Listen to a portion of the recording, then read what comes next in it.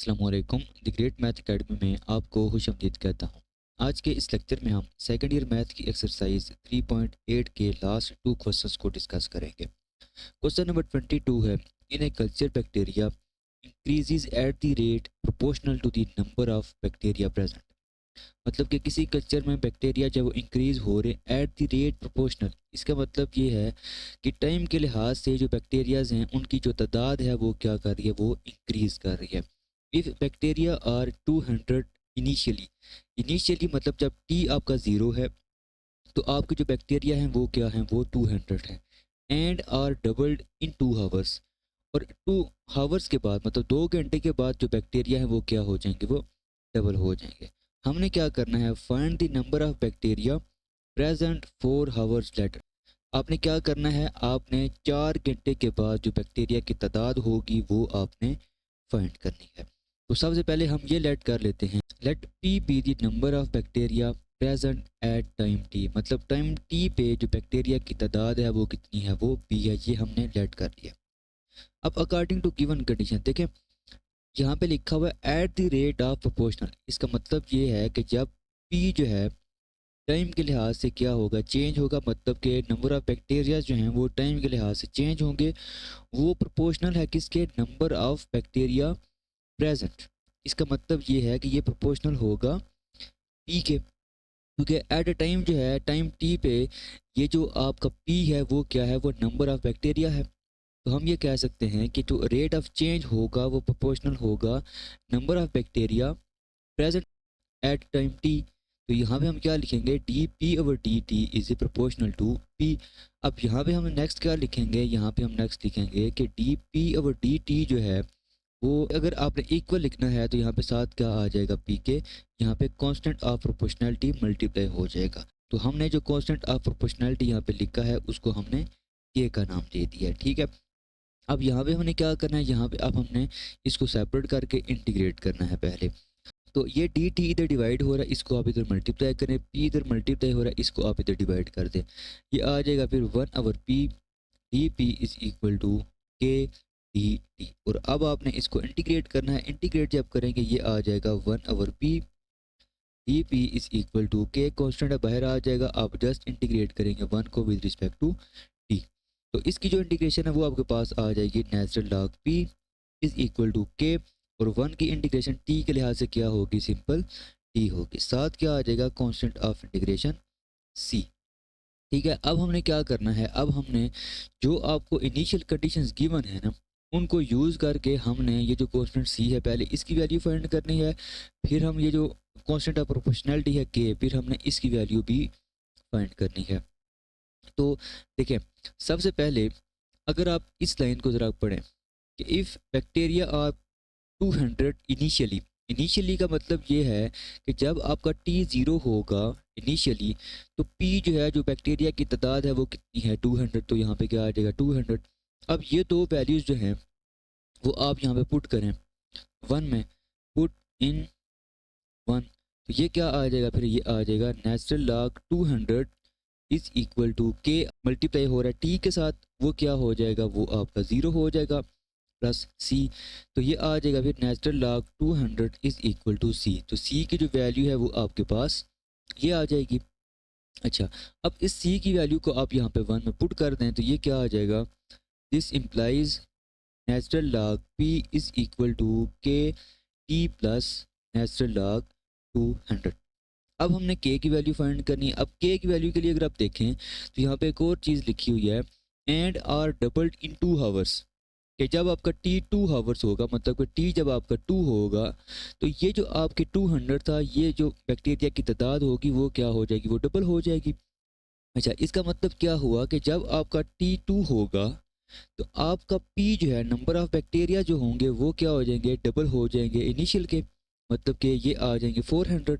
तो अब आपकी कंडीशन ये है, इसको आप इक्वेशन 2 में पुट कर दें। यहाँ पे जब पुट करेंगे ये आ जाएगा आपके पास natural log 400 is equal to K, T की जगह आप क्या पुट करेंगे, 2 पुट करेंगे, और साथ क्या आ जाएगा, प्लस नेचुरल लॉग 200। अब हम इसको सिंप्लीफाई करेंगे। देखें सिंप्लीफाई कैसे करेंगे, ये आपका आ जाएगा natural log 400 minus natural log 200 is equal to 2 K.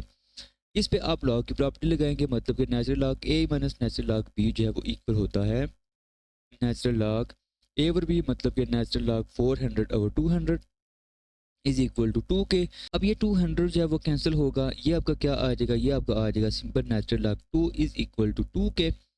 यहाँ से आपके पास के की जो वैल्यू है वो आ जाएगी 1/2 नेचुरल लॉग 2। अब ये जो के की वैल्यू आपने फाइंड की है इसको अब आप इक्वेशन 2 में पुट कर दें, ठीक है। पुट इन इक्वेशन 2, तो इक्वेशन 2 आपकी क्या बनेगी, अब इक्वेशन 2 बनेगी natural log p is equal to K की वैल्यू आपने ये फाइंड की है, ये आ जाएगा फिर 1/2 नेचुरल लॉग 2 और साथ आपका t मल्टीप्लाई हो रहा है, यहाँ पे आ जाएगा t प्लस नेचुरल लॉग 200। तो ये आपने एक इक्वेशन फाइंड कर लिया है, ठीक है। अच्छा नेक्स्ट आप देखें, जो हमने लास्ट पे फाइंड करना था, फाइंड आपने क्या करना था, find the number of bacteria present 4 hours later, मतलब कि जब आपके 4 घंटे गुजर जाएंगे आफ्टर 4 आवर्स, आपने क्या करना है, बैक्टीरिया की जो तादाद है वो आपने फाइंड करनी है। सिंपल है कि जब आपका टी जो है वो क्या होगा, टी आपका 4 होगा, तो फिर जो पी होगा वो क्या होगा, पी बेसिकली स्टार्ट में हमने कहा हुआ था कि ये बैक्टीरिया की तादाद है, नंबर ऑफ बैक्टीरियाज हैं पी, ठीक है। तो अब आपने जब आपका टी 4 आवर्स होगा, मतलब कि टी जब 4 होगा तो पी की वैल्यू आपने क्या करनी है, फाइंड करनी है। तो आप क्या करेंगे, अब ये जो टी इज इक्वल टू 4 है वो आप यहाँ पे इसको नाम दे दे 3 का, पुट करते यहाँ पे, तो ये क्या आ जाएगा, फिर ये आ जाएगा natural log P is equal to 1/2 natural log 2, साथ यहाँ पे क्या आ जाएगा 4 आ जाएगा प्लस नेचुरल लॉग 200। अब ये 2 जो है इसके साथ कैंसिल होगा, ये आपका आ जाएगा 2, तो इसको आप लिख सकते हैं 2 into natural log 2 plus natural log 200। अब 2 स्टार्ट में लिखा हुआ है, इसको आप पावर में लिख सकते हैं, ये आ जाएगा natural log 2 whole power 2 plus natural log 200, यहाँ पे आ जाएगा नेचुरल लॉग पी। तो ओवरऑल ये क्या बनेगा, ओवरऑल ये बनेगा natural log 4 plus natural log 200। अच्छा इस पे वो लॉग की प्रॉपर्टी लगाएंगे, natural log A plus natural log B is equal to natural log A B, ये आ जाएगा नेचुरल लॉग 4 मल्टीप्लाई बाय 200, यहाँ पे आपका आ जाएगा नेचुरल लॉग पी। लॉग हम यहाँ पे ख़त्म करेंगे तो ये क्या आ जाएगा, फिर ये आ जाएगा पी इज इक्वल टू 4 को आप 200 के साथ मल्टीप्लाई करें, ये आ जाएगा 800। तो ओवरऑल आपके पास इस क्वेश्चन का आंसर आ जाएगा पी इज इक्वल टू 800, मतलब कि 4 घंटे के बाद जो बैक्टीरिया की तादाद होगी वो कितनी होगी, 800। क्वेश्चन नंबर 23 है, a ball is thrown vertically upward, एक बॉल को ऊपर की तरफ फेंका गया with a velocity of 2450 centimetre per second neglecting air resistance. आपने क्या करना है, आपने फाइंड करना है velocity of ball at any time T, आप कोई भी टाइम ले लें तो उस बॉल की वेलोसिटी क्या होगी। दूसरे पार्ट में आपने क्या करना है, distance travelled in any time T, उसने डिस्टेंस कितना ट्रेवल किया है ये आपने बताना है। और third maximum height attend by the ball, और वो जो बॉल आप ऊपर फेंकेंगे जिसकी वेलोसिटी जो है वो क्या होगी 2450 सेंटीमीटर पर सेकंड होगी, वो मैक्सिमम जो है वो कितना ऊपर जाएगा, उसकी मैक्सिमम हाइट कितनी होगी ये आपने बताना है। तो सबसे पहले अगर आप देखें, हम यहाँ पे स्टार्ट करेंगे इसका पार्ट 1। तो पहले पार्ट में देखें आपने क्या करना है, velocity of ball at any time T आपने फाइंड करना है। देखें जब भी आप कोई बॉल ऊपर की तरफ फेंकते हैं, ठीक है, कोई भी बॉल आप ऊपर की तरफ फेंकते हैं तो उसकी जो एक्सेलरेशन होती है वो क्या होती है, वो माइनस जी होती है, ठीक है। तो यहाँ पे आप क्या लिखेंगे, फिर यहाँ पे आप लिखेंगे when a body is projected upward its acceleration is minus G. अब यहाँ पे वैसे तो आम रूटीन में जो आप जी ले रहे होते हैं वो 9.8 मीटर पर सेकंड स्क्वायर ले रहे होते हैं, लेकिन यहाँ पे आपका जो वेलोसिटी है वो सेंटीमीटर पर सेकंड में है। तो आप क्या करेंगे, आप जो एक्सेलरेशन लिखेंगे या जी की जो वैल्यू लिखेंगे वो आप क्या लिखेंगे, वो आप सेंटीमीटर पर सेकंड स्क्वायर में लिखेंगे। तो फिर जो आपका जी होगा वो क्या हो जाएगा 980 सेंटीमीटर पर सेकंड स्क्वायर। तो जी की वैल्यू अब आपकी ये हो जाएगी। अब बाय डेफिनेशन अगर आप एक्सेलरेशन देखें तो एक्सेलरेशन क्या होता है, एक्सेलरेशन होती है the rate of change of velocity with respect to time, मतलब कि टाइम के लिहाज से जो वेलोसिटी में तब्दीली आती है उसको क्या कह रहे होते हैं, एक्सेलरेशन कह रहे होते हैं। तो इसमें एक्सेलरेशन जो होगी वो इक्वल होगी d v over D t होगी, मतलब कि वेलोसिटी में जो टाइम के लिहाज से चेंज आएगा उसको हम क्या कह रहे होते हैं, उसको हम एक्सेलरेशन कह रहे होते हैं। और उस एक्सेलरेशन को हमने अब यहाँ पे क्या नाम दिया हुआ है, हमने यहाँ पे इसको नाम दिया हुआ है माइनस जी का। ठीक है। अच्छा, अब हम यहाँ पे क्या करेंगे, ये जो माइनस जी है इसकी वैल्यू हम यहाँ पे ये वाली पुट करेंगे, तो ये आपके पास क्या आएगा, फिर ये आपके पास आ जाएगा d v over D T is equal to -980, ये चीज़ आ जाएगी। अब ये डी टी इधर डिवाइड हो रहा है, इसको आप इधर मल्टीप्लाई करते हैं, ये आ जाएगा d v is equal to -980 d t. अब इसको आप इंटीग्रेट करें, ये आ जाएगा integration of 1 with respect to v minus 980 और integration of 1 with respect to t. अब इंटीग्रेट जब करेंगे तो ये आ जाएगा v is equal to -980 t plus constant of integration c1। अब ये जो c1 है, इस c1 की वैल्यू हम क्या करेंगे, फाइंड करेंगे। अब स्टार्ट में अगर आप देखें तो इनिशियली जो वेलोसिटी है वो कितनी है, वो है आपके पास 2450 सेंटीमीटर पर सेकंड। और इनिशियल, ये इसकी इनिशियल वेलोसिटी है, मतलब कि जब t आपका 0 है तो इसकी जो वेलोसिटी है वो क्या है, v आपका जो है वो 2450 सेंटीमीटर पर सेकंड के इक्वल होगा जब आपका t जो क्या होगा, 0 होगा। तो ये दो इनिशियल कंडीशंस हम यहाँ पे यूज़ करेंगे और c1 की वैल्यू हम फाइंड करेंगे। तो ये आपके पास आ जाएगा फिर 2450 is equal to -980 into 0 plus c1। तो c1 की जो वैल्यू है वो आपके पास क्या आ जाएगी, 2450। तो अब इसको आप यहाँ पे 1 में पुट कर दें, ये आपके पास क्या आ जाएगा, फिर ये आपके पास आ जाएगा v is equal to -980 t plus 2450। तो ये आपके पास जो पार्ट 1 है वो आपका कंप्लीट हो जाएगा। मतलब कि एनी टाइम टी पे जो वेलोसिटी होगी वो आप इसकी हेल्प से फाइंड कर सकते हैं। मतलब टी की वैल्यूज आप यहाँ पे पुट करते जाएं, आपकी जो वेलोसिटी होगी वो यहाँ पे उसकी वैल्यूज आती जाएंगी। तो ये आपका पार्ट 1 कंप्लीट हो चुका है। पार्ट 2 में देखें आपने क्या करना है, पार्ट 2 में आपने distance travelled in any time T. अब आपने डिस्टेंस फाइंड करना है एनी टाइम टी पे। तो वेलोसिटी किसके इक्वल होती है, वेलोसिटी जो है वो डिस्प्लेसमेंट में टाइम के लिहाज से जो तब्दीली होती है उसको हम क्या कह रहे होते हैं कि वो वेलोसिटी है। अब इसमें जो x होगा, x को हम क्या कहेंगे, x इज हाइट। x जो है वो उस बाल की क्या होगी, हाइट होगी। ठीक है, एट एनी टाइम t। अब यहाँ पे हम क्या करेंगे, यहाँ पे अगर आप देखें तो d x over D T is equal to v है, और v हमने ये फाइंड किया हुआ, ये है आपके पास -980 टी प्लस 2450। अब हम इसको इंटीग्रेट करेंगे, इस टी को आप इधर क्या करते हैं, मल्टीप्लाई करते हैं, ये आ जाएगा d x is equal to -980 t plus 2450 और साथ क्या आ जाएगा, साथ डी टी आ जाएगा। अब इसको आप इंटीग्रेट करेंगे, इंटीग्रेट, ये आपके पास क्या आ जाएगा, फिर ये आपके पास आ जाएगा integration of 1 with respect to x is equal to integration of -980 t plus 2450 और साथ आ जाएगा डी टी। ये आपके पास आएगा 1 की integration with respect to x, simple x होगी। तो अब ये जो t है, t पे आप क्या करेंगे, पावर रूल लगाएंगे, ये आपके पास आ जाएगा -980 टी स्क्वेयर ओवर 2 प्लस, और ये कांस्टेंट है, जस्ट आप क्या करेंगे 1 को इंटीग्रेट करेंगे विद रिस्पेक्ट टू टी, तो ये सिंपल आ जाएगा 2450 टी आ जाएगा, साथ आ जाएगा कांस्टेंट ऑफ इंटीग्रेशन c2। अब ये जो c2 है, c2 फाइंड करने के लिए हम क्या करेंगे, हम इनिशियल कंडीशंस फाइंड करेंगे।